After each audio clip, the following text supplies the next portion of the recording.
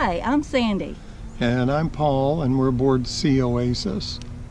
We always enjoyed outdoor activities and exploring, so now we're spending time exploring in the San Juan Islands, as well as Canada, and eventually Alaska. So welcome aboard.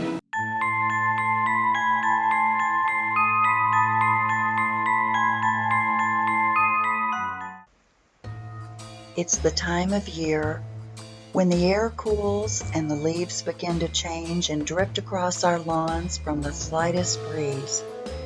The season for jack-o'-lanterns, rattling chains, and bumps in the night. We welcome a long-held tradition of greeting zombies and Frankensteins and a princess at our front door for candy bearing kids' smiles and giggles as they thrust their treat-filled pillowcases toward us. But what I would like to tell you are true stories involving real people, ghost ships, death, bodily remains, and ghost sightings. By the way, do you believe in ghosts? I don't know that I do, in the sense that they are humans who have died and now exist somewhere unseen and reappear at will to scare us or give us a message from the dead. However, I do believe there is a realm of evil out there that can reinvent themselves to look like anything they like. Demons, perhaps? The scariest stories are the ones that actually happen and are found to be true. The kind that cause you to ask, could this happen to me? I'd like to start our collection of mysteries and horror with the oldest story I'll tell, which centers around the Northwest Passage. This is an historical sea passage of the North American continent, known for year-round ice. It represents centuries of effort to find a route westward from the Atlantic Ocean to the Pacific Ocean through what became Canada. In the 18th century, the search for this passage to find an alternate route to Asia claimed many lives. Ships would become trapped in ice, thereby sealing their fate in tragedy. Such was the case for the Octavius, where shocking and horrific evidence of the crew's fate was found on board. The story begins in 1761 with the Octavius docked in the port of London. She was to take on a shipment of cargo bound for China. She left port with a full crew, including the captain, who was accompanied by his wife and son. They arrived and unloaded their cargo and reloaded with goods going to the British shores. Since the weather was unusually warm, the captain decided to sail through the Northwest Passage, a voyage that at the time had not yet been accomplished. The Octavius never arrived at her destination. In 1775, the vessel was found off the coast of Greenland. 5 men boarded the ship and were horrified by a terrifying sight they never forgot. The entire crew of 28, including the captain's wife and son, were found in an icy, frozen death. The captain was found still sitting at his desk, logbook open and pen still in his hand, writing his last entry, dated 1762. The ship had been eerily preserved, along with its passengers, for 13 years, in an icy grave.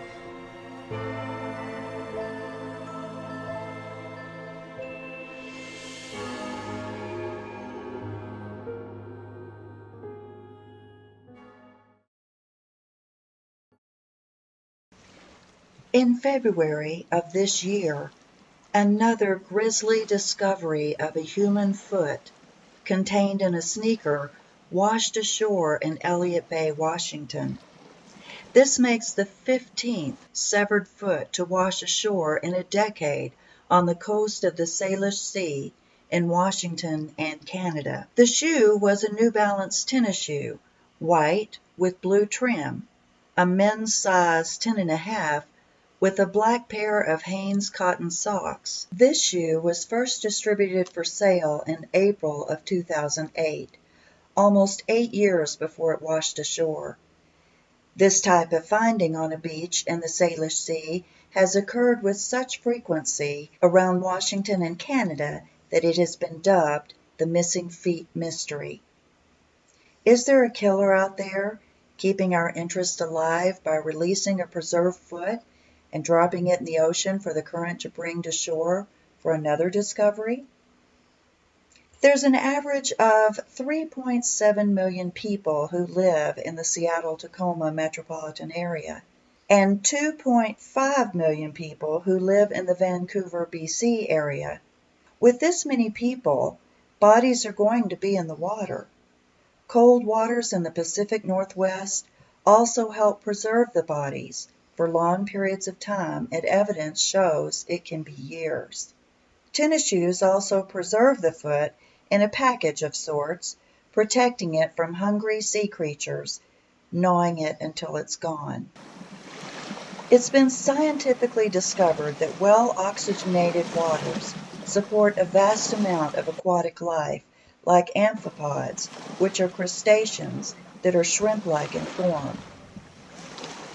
Divers who recover human bodies indicate that amphipods are extremely irritating in close proximity and can even cause a severe panic reaction and pose a drowning risk. These amphipods and other smaller aquatic life could skeletonize a carcass in less than 4 days, leaving just bone, which could last another 6 months. Are these partially decomposed human feet washing ashore due to airplane accidents over the Pacific Ocean? Could it be drownings or suicide? Possibly, but the British Columbia Coroner's Service has identified 8 of the feet belonging to 6 individuals. After investigating, they concluded 2 of the feet belonged to individuals with mental illness. They believed foul play was not involved in any of those cases. Suicides and drownings are somewhat regular events around any body of water. Murder is another possibility. We also know current and wind push bodies to the shore. But why do body parts so often end up on the shores of the Salish Sea? And why just 1 foot at a time? Human bodies come apart at the joints after soaking in the ocean for a while. Since feet are often in tennis shoes, they float and easily wash ashore with the help of current and wind. We may never know the mystery of the feet that haven't been identified, so be careful out there. You don't want to be included in the missing feet mystery.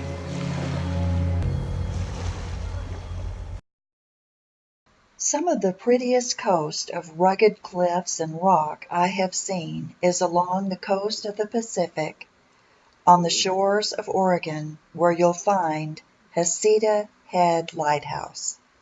My husband and I have visited this lighthouse, which is also a bed and breakfast. It is known as the most photographed lighthouse in the United States. We arrived during a rainstorm in the late fall. The next morning we were served a delicious breakfast. It was the last day to host breakfast for their tourist season had come to a close. The rain was still falling, and there was a low fog obscuring any view that we might have enjoyed. Because of the storm, our minds turned to stories of ships and rough seas and ghosts. The husband and wife team, who were our cook and server, assured us that they did have a resident ghost, whose name is Rue, and they had first-hand knowledge of her presence. When Rue is near, they describe a fight or flight type of panic, along with sudden goosebumps and chills that they had both experienced. Their ghost is blamed for moving objects during any repairs done on the keeper's house. We were told she's also sometimes referred to as the Lady in Grey because she has appeared at a small window at the back of the house. She has been seen calmly and quietly gazing down, watching arriving guests as they pass underneath the upper story window. The most familiar story to guests who have stayed at Heceta Head is the one where she let herself be seen by a worker in the attic. He was so scared he refused to re-enter the room to gather his tools. The glass he had broken on the attic floor during the repair was found to have been neatly swept in a pile by the man's co-worker who went up to collect his tools. I'm sure you've heard that facts are often stranger than fiction, and it's true. This story went viral on the internet a few years ago. In case you missed it, I think it is worthy of retelling. A German adventurer who was 59 years old was sailing around the world in his 40-foot yacht, the Sao. He had lived this life for 20 years. At first, he was accompanied by his wife for many of those years, but in 2008, they divorced, and she later died of cancer. As he got older, he kept to himself and hadn't been seen by anyone in quite some time. A friend had reported that he last heard from him a year before over social media as he was celebrating his birthday. A yacht was found adrift by fishermen off the southern Philippines. The yacht had obviously been beaten by rough seas. The mast was broken and a vessel was partially filled with water. The gruesome body of a mummified man was seated at a desk, with his head on his right arm, as though resting amidst tins of food, clothes, and photo albums that were scattered around the cabin. His body looked as though it was dusted or coated in a white substance, which was mold. At first, he was identified by his name on papers and documents found strewn inside the yacht. It is believed that he died of a heart attack, and there's really no answer as to how long he had been drifting at sea. I'd like to end this video of mysteries with some humor. I'll introduce you to the troll who lives peaceably beneath the north end of the Aurora Bridge. He was dubbed the Fremont Troll because he lives in the Fremont neighborhood in northern Seattle. He spans 18 feet with an actual Volkswagen Bug he's absent-mindedly crushing in his very large left hand. He is made of ferroconcrete, rebar, and wire, and was constructed by a team of artists in 1989 for an art competition to clear out an area under the bridge which had become a haven for drug abuse and drug dealers. The troll was inspired by the Three Billy Goats Gruff folktale. The troll has become somewhat of a celebrity, not only because he's a troll, but because he briefly appeared in 5 movies. I hear he's a friendly fellow and doesn't mind if you climb on him and take a picture of yourself with your new friend. I hope you'll go by and say hello the next time you're in the Seattle area. We appreciate everyone who watches our channel, and in order for our channel to succeed and grow, we just ask everyone that enjoys it to please subscribe. Please hit the subscribe button underneath the video or on any screen of the video to subscribe. And hit the bell so that you'll be notified when a new video is released. You didn't talk. Thanks for watching. See you next time.